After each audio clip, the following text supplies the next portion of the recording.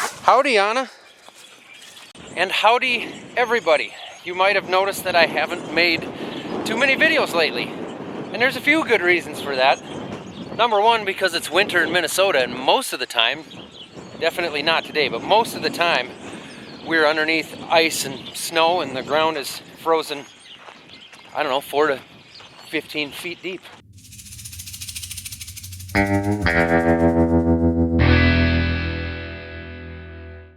In other words, there's not a whole lot that I can do in the wintertime around here in the field. I just don't do as much farming in the wintertime. I don't have livestock, so that makes a big difference. But it's getting awfully nice out right now. This is actually a record high right here. We're looking at mid-60s right here. A record high for this date, according to the Weather Channel. I believe, now I don't have anything to back this up, but I think some of the frost is starting to come out in some of the areas, which is pretty crazy for this time of year for us. That said, they are forecasting for tonight, starting at 9 o'clock tonight, which it's 4 o'clock now. So in just a few hours, it's supposed to start raining and get much colder throughout the night, turn to snow. They're forecasting anywhere from like 1 to 16 inches of snow, depending on what the temperature really does. And the good part is, it's supposed to come with 50-mile-per-hour winds all night long. So it's not gonna be nearly as nice tomorrow morning. I think I might unhook this grain cart, because that tractor needs to go on that planter. So I've gotten some requests for an equipment tour or a machinery tour. I think I'll do that, but later on in the spring when things are cleaned up and a little more organized. But anyway, nothing for this spring is changing. We've got the 410 8RT. That is going to be hooked to the planter, which is the 1775 ExactEmerge planter. Yes, that is the high-speed brush belt 10-mile-per-hour planter. Same thing, same planter we ran last year. That's the dog noise. That's not the tractor doing that. Where'd she go? Wait for more dog noise. Well, she didn't yip, but you can tell she would like to come up here. Maybe another day. Look, I love the dogs. I just don't need them. I mean, I love the tractors too, so they can stay out there. That's where dogs are meant to be. Once this really bad weather passes, it's time to get the square body out too. I have been getting a lot of questions also about the tariff situation, the trade deal, and who I voted for and all of that. I could be wrong, but I don't believe I've ever actually said who I voted for president this last round. I don't think so. I'm not going to get political because most of you do not want that, but I'm getting people asking, so I'm going to explain my thoughts on the tariff situation and just say that so far the actual effect is not that great, probably not as much as you'd think. There's a few things to address here.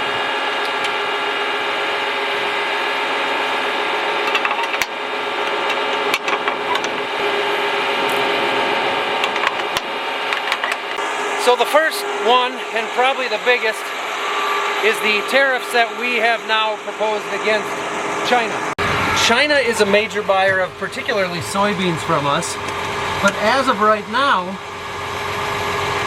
the markets, I'm trying to move this thing just an inch, the markets haven't responded to anything because China has their needs covered. So as far as corn, soybeans, wheat, those tariffs right now haven't made a difference. On top of that, we haven't been marketing lately, so we're not selling anything. Like, our financial impact right now to this point is zero. There has been no direct impact to us whatsoever, because I've got people thinking that all of a sudden we have less money coming in.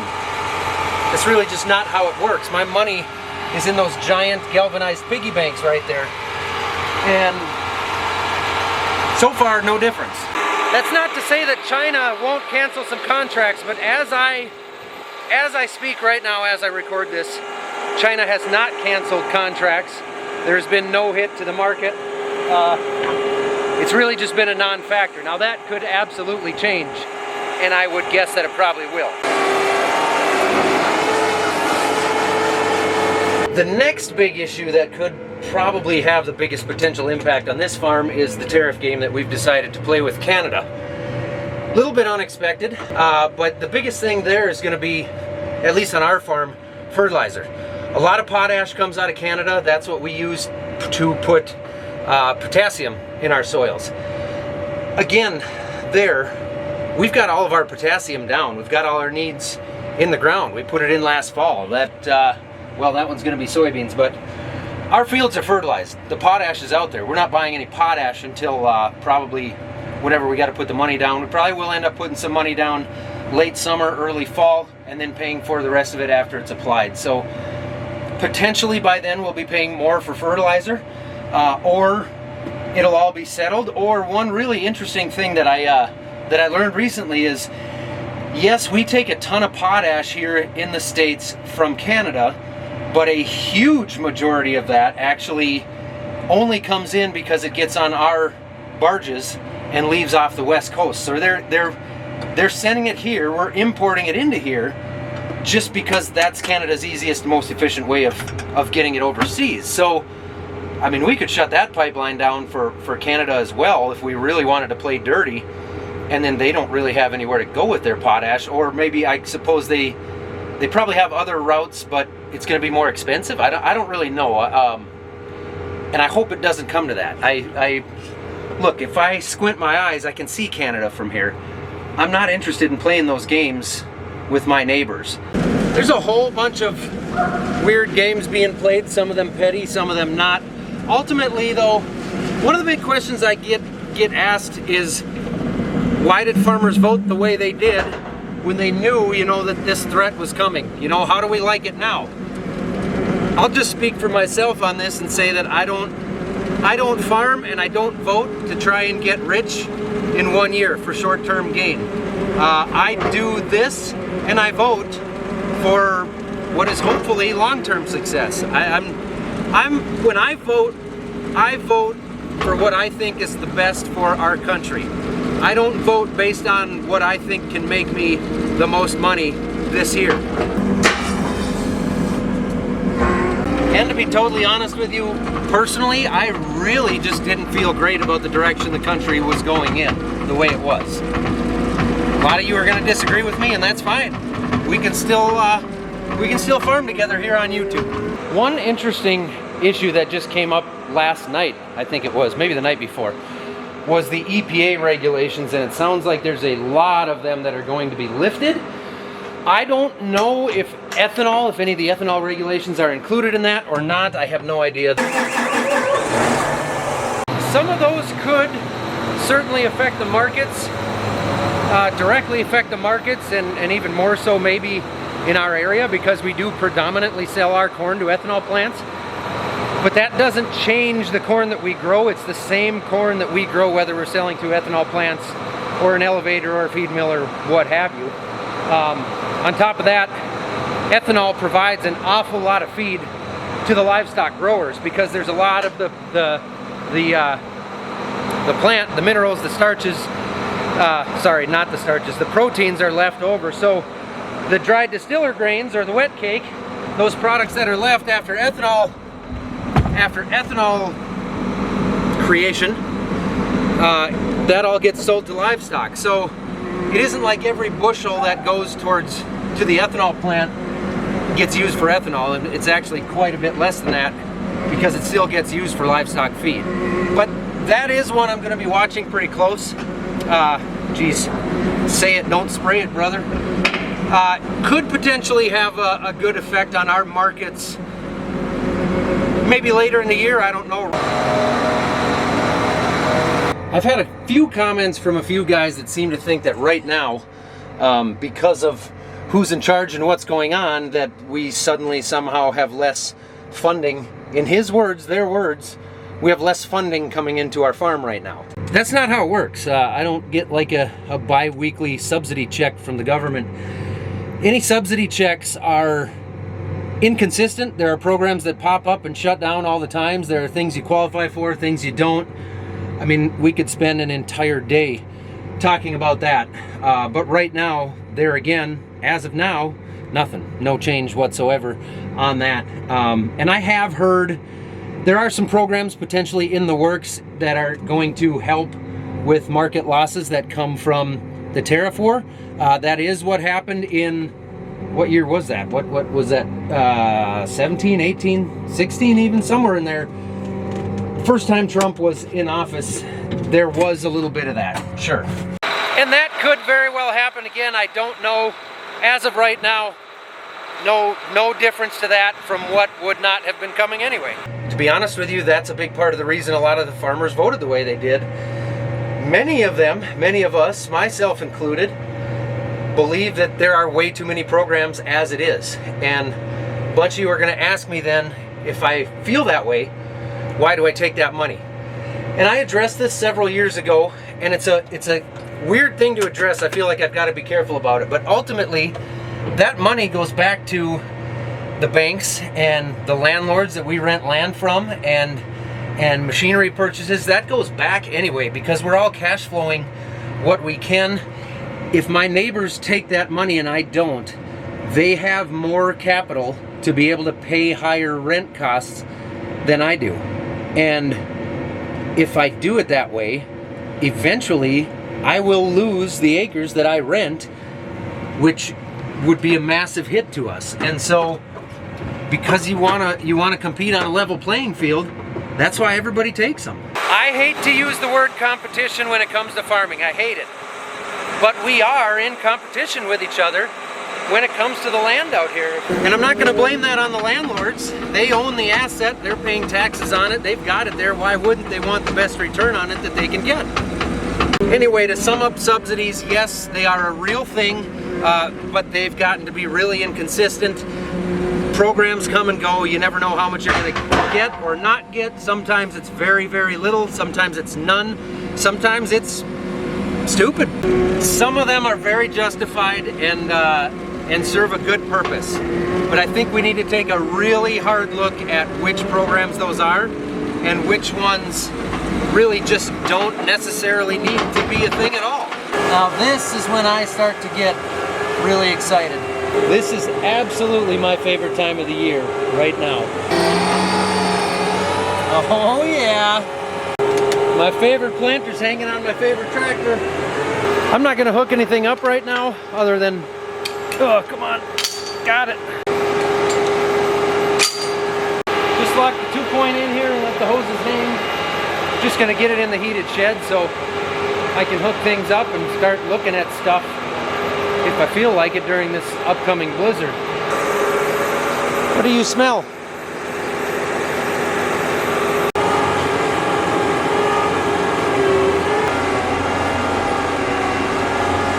Well, now I've got this out. Just need to make room for it in this one. Come on. Needs fuel. Yeah, this is that one.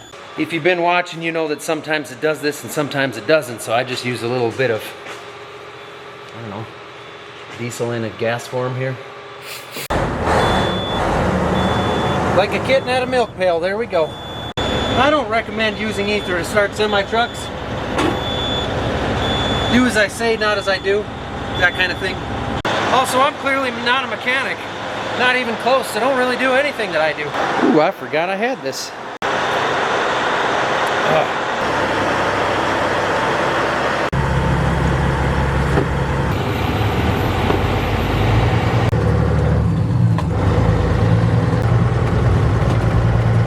One truck out of the way. We didn't use these much this winter. A little bit in December, but it sounds like we're going to be using them again in about 2 weeks here. We're going to be moving a whole bunch of loads out of here. May as well get these lawn ornaments off the lawn. Yeah, it's supposed to snow, but the odds of it being good riding weather got to be right around 0.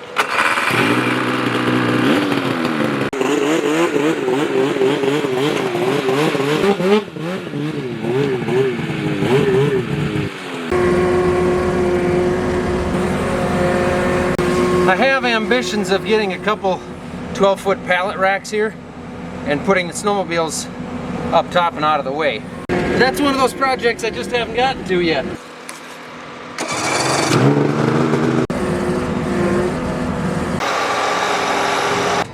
Not farming, just moving things. But hey, we're getting close to farming. Oh, I killed it. Need both hands. See, you gotta run the... No! Old school.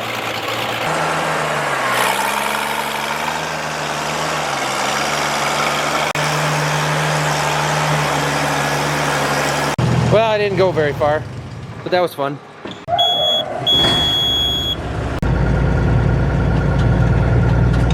Finally, we'll get this thing moved into the shed.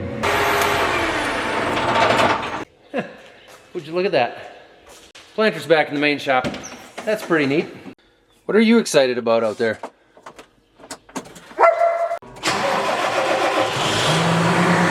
You're goofy.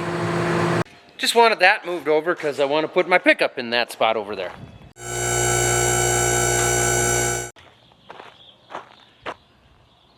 What did I do with my sweatshirt? It'll pop up somewhere, sometime, probably. Okay, now the last and final one piece of information regarding the current governmental situation that is affecting me personally, not necessarily the farm, but me. Remember this grain dryer we put up last summer? I purchased this and applied for a government grant that was to cover a certain percentage of the project. It was about a year that it took me of filling out paperwork, a lot of it being really repetitive. I know that's hard to believe, the government programs being inefficient like that, but anyway, I filled out a lot of paperwork, had to work with the contractors, had to put together an awful lot of information to be able to apply for that grant or get that grant to go through. It was an energy grant that helps farmers purchase things on the farms that ultimately save energy. They're more efficient, which this dryer is much more efficient than our old dryer. I qualified for that grant, was promised the money, the funding, was cleared for the funding, actually I think it was in January, maybe late December, maybe even a little bit before that. Anyway, just before I got my hands on the funding, the new administration locked everything, which means that I owe a lot of money on that dryer right now that I'm paying 8% interest on, that I did not plan on carrying for this long. Now, I'm fine, it's gonna be fine, but it would be nice to not have to pay 8% interest on the chunk of that project that I was qualified for, that I have been granted funding for to cover a large percentage of that project. That alone, that project right there cost me well north of $300,000, and I really only made that purchase because I was planning on this this government grant, this funding. But again, to reiterate, I didn't vote for short-term profitability, and yeah, it's disappointing. I would like to get that money right now. I still believe I will get that. If I don't, I'll be fine. I didn't make the financial decision that was going to ruin me based on, you know, the hope of getting a government project or a government grant given to me. So I'm fine either way, but it is affecting me. And I'm going to hike my skirt up and take it like a man, and if they say I don't get the funding, then I don't get the funding. That'd be pretty disappointing. What could I do about it? Nothing. I guess I'm gonna go this way actually to get my pickup to put it in the shed. So yeah, that's the one thing that sucks right now, that I'm paying interest on a big chunk of money from a grant that I was promised and has already been approved. What do you suppose that kid's up to now? Didge's gonna take the shortcut. She is so much smarter. She knows they're headed back there, and it's twice as far to go that way. Well, I thank you guys all for watching. I hope I didn't upset too many of you. I tried to keep it as non-political as possible, but still address some of those questions. Just a reminder, we still have free calendars right now on the Farm Focus website or my website. That's the only place you can get our actual merchandise, the only place you can get a calendar. If you go there and you put enough stuff in your cart that it hits $40, it's automatically going to add a calendar to your order. Those are pictures in that calendar that I've taken on the farm here over the last year. We got all kinds of good stuff over there. That's anything in the store, whether it's mugs, caps, sweatshirts, t-shirts, can koozies, you name it. Go check it out. You know, I almost forgot, we actually went out recently to Denver for the Commodity Classic out there, a really big farm show, and visited one of the evenings an FBN warehouse that is out in, I think it was Brighton, Colorado, not far from the heart of Denver. Massive warehouse out there where they store a ton of chemicals, store and distribute, kind of like a hub. It comes in, it goes out, gets handled from there. Anyway, Becky and I went and visited there. Here's the footage. Enjoy, just a little bit of bonus stuff. Shucka, shucka, shucka, shucka. And action. Where are we today? Well, why don't you guys say? We're in Brighton, Colorado, just past the Denver airport, in one of FBN's primary fulfillment centers. And this is FBN's largest center in North America? Yeah, you could get into a debate with our Canadian friends whether this one or the Saskatoon building are larger. I think this one is slightly larger, but we can fit a little more product into the Saskatoon building, so depends on your perspective. This is one of 3 buildings in the US and Saskatoon in Canada, which are, these are the motherships for the network. We call them primary fulfillment centers. They're the hubs in our hub and spoke network, so they're big. We bring all of our inventory in here. This is where it lands. And then we depending on the time of year, we either send it direct to farm before the season starts, or during the year, we're gonna parcel this out, and we're gonna send what we need to send to Minot. We're gonna send what we need to send to Montana, to Kansas, a little bit at a time, and we can respond really quickly. So if you're up in Great Falls, Montana, pretty remote, it's about 1,300 miles from here, and there's a bug problem this year, there's going to be the insecticide that everybody else is putting that market as maybe we'll sell it, and then there's going to be us responding to those real-time signals, moving it from here within a day or two, and making sure whatever is needed up there is moved up there. We have one building for materials that can be dangerous if there's a spill, and if they can be inhaled, they're dangerous, so that room has a very high rate of air exchange. And then we have another room that we'll pass down here, which has an enhanced fire suppression. So this building is a 1/4 mile long. Okay, so how much does one of these things cover? 1,100 acres. Okay. At a quart rate. At a quart per acre, at standard rate, what most people use. This is Austin, by the way. Austin Roylance. Tell them where they can follow you. Roylance Spray, just nice and simple. On everything. Instagram, TikTok, all people. We're going to be putting about 1 million liters of product, not just glyphosate, but 1 million liters of product on farm every day. From about mid-March to mid-April across North America. Yeah. Out of just this facility? No, out of our entire network. I find that really interesting. So these guys were just talking about the barcodes here on the totes with all the totes they have in this massive building, and how each tote has its own code. So explain that again, how each... Yeah, so every single time you go onto the FBN website and you look for any product and it says this product can get to your farm within 1 day, 2 days, 3 days, right? It's tapping our whole system. It's looking at every single product we have in the network. It knows every truck we're going to be sending that's scheduled, and it's telling you when it can get it to your farm based on our scheduling, our inventory, and if we can get it onto a truck. So we want to have the fastest possible delivery and also the most efficient truck routes as well, because that allows us to pass on the lowest cost of the road. This is the fire room here? Do you guys want to get a shot of you getting stuck in the fire room as the doors close? Yes, I think we probably should. This will drop down and seal. All right, so... Oh, okay. So we have to have a means of containment. Okay. The fire department requires that. Okay. So you'll notice different ceiling in this room, right? Yep. So increased fire suppression. So if the fire alarm were to go off, And nobody walk through here when this goes off. Should someone yell fire? Fire!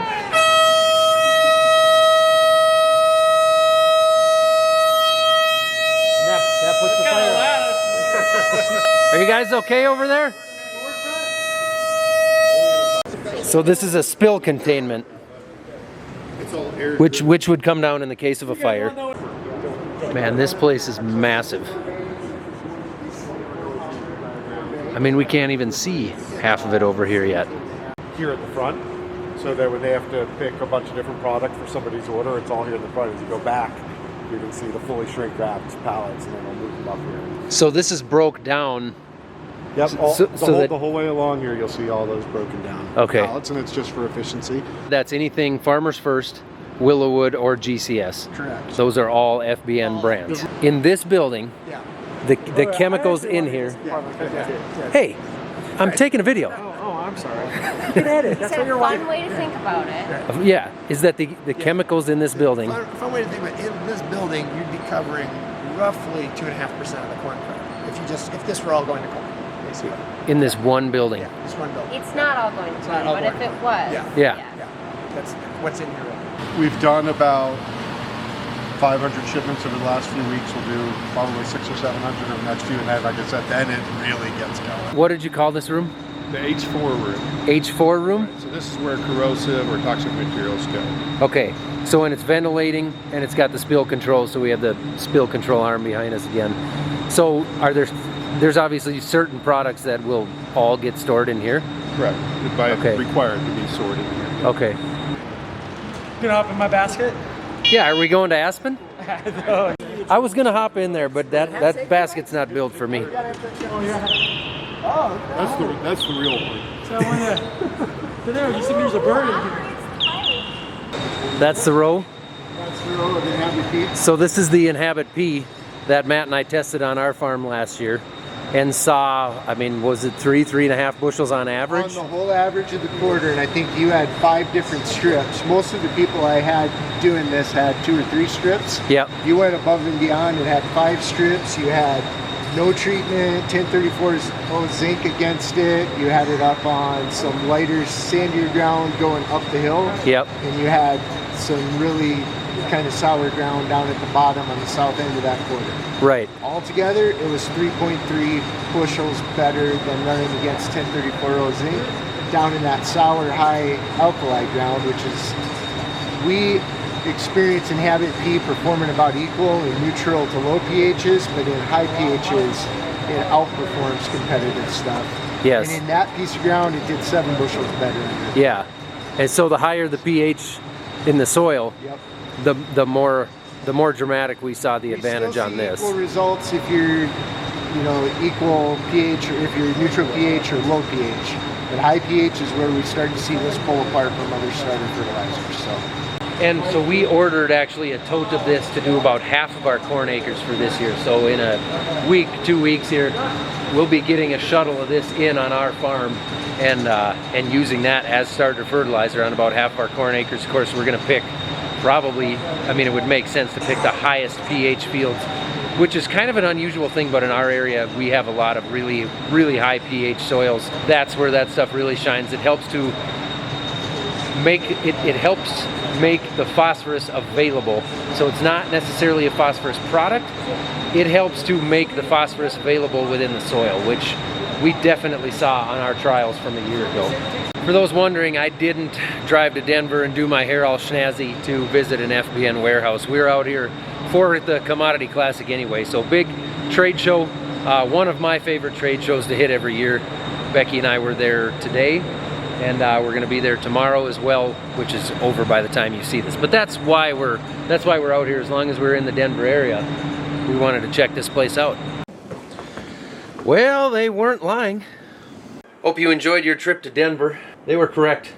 Today's a little bit different than yesterday. I want to thank FBN again for their continued support. Make sure you check them out.